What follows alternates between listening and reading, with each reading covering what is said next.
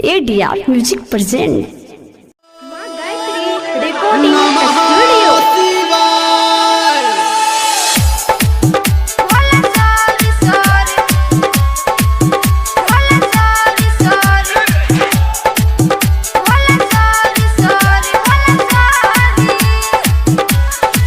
ये गहुरा आहा भांग ने पिसलो, ये गहुरा आहा भांग ने पिसलो। Bhola sorry sorry Bhola sorry Bhola sorry sorry Bhola sorry. ये गहुरा आहा गाजा नहीं रगड़लो, ये गहुरा आहा गाजा नहीं रगड़लो।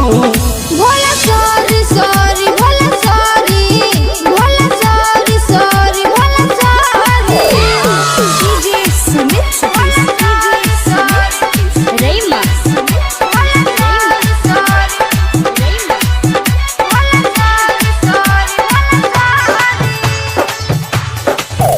अब बात नहीं करब हम आहा से, कोनो काम न चाहिए गौरा आहा से।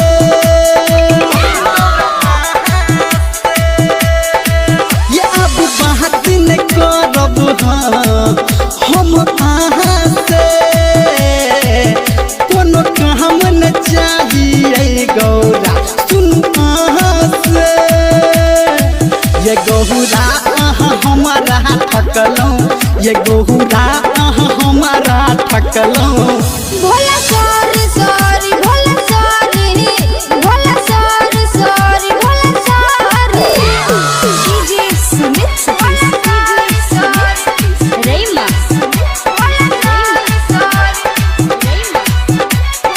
अभी आप सुन रहे हैं सावरिया म्यूजिक। ये मिसरी मलाई हमरा लागैया खटाई, हमरा आँखी के सोझा से लिया पलट हटाई, लिया पलट हटाई। ये मिसरी मलाई हमरा लागैया खटाई, हमरा आँखी के सोझा से लिया पलट हटाई। ये गहुरा आहा हमारा पे हंसलो, ये गहुरा आहा हमारा पे हंसलो। Bhola sorry sorry Bhola sorry Bhola sorry sorry Bhola sorry. ये गहुरा आहा भांग ने पिसलो, ये गहुरा आहा भांग ने पिसलो। Bhola sorry sorry Bhola sorry Bhola sorry sorry Bhola sorry. ये गहुरा आहा गाजा नहीं रगड़लो, ये गहुरा आहा गाजा नहीं रगड़लो।